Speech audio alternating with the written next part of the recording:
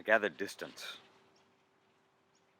Across the harbour's fetch, a distance grows, a loveliness of limbs.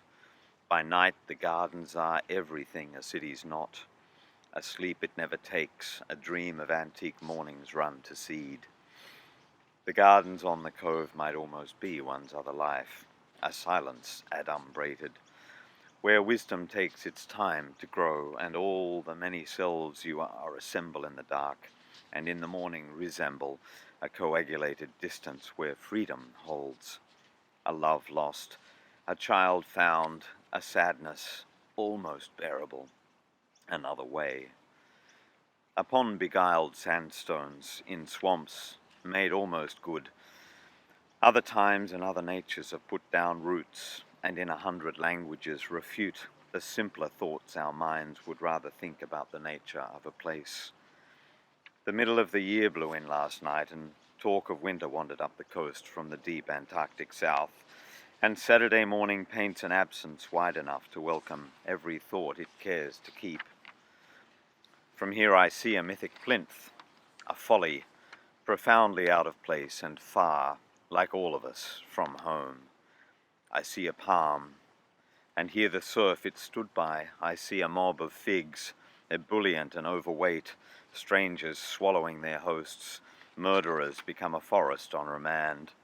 And I see hoop pines, those geomancers, slow-motion dancers, sadly out of step with trippy times like these, extending their courtly hands to gather up the light, to catch the news feed, the current account of things, and from it piece together a past.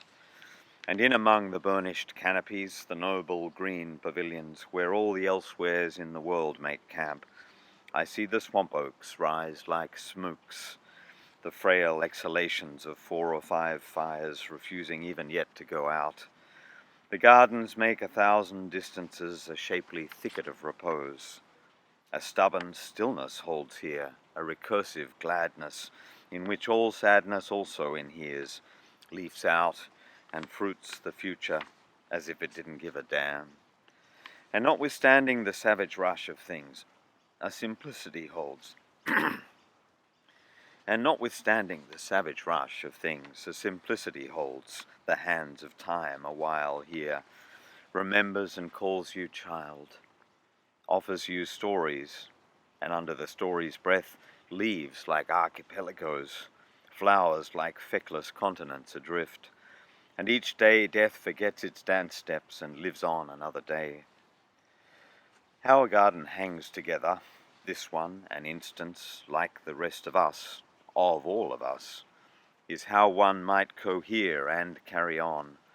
A garden is never finished, and nor are you. Become, I think, a garden again, and never like a garden cease. Find in every bed and nest, and step out along each pathway, and read in every leaf more elliptical renderings daily of the oracle of your life, how to live it as you fathom it, by loving what is worthy of your love. Find in every episode of weather, in every sudden gladness a garden gives and takes, in every child that comes, in every fallen feather of each itinerant bird, and find in the circular migration of the eels, in the invaginated flowering of the fig, in the stubborn insistence of things, in beauty's refusal not to be, find a way to continue to thrive, to flourish even if you can, regardless, to set seed, even when hope has lost its flight feathers and strangeness has swallowed the way your life ran, and your days have run off sideways and become a week of showers. Be a garden in a city, and be all the love you've lost.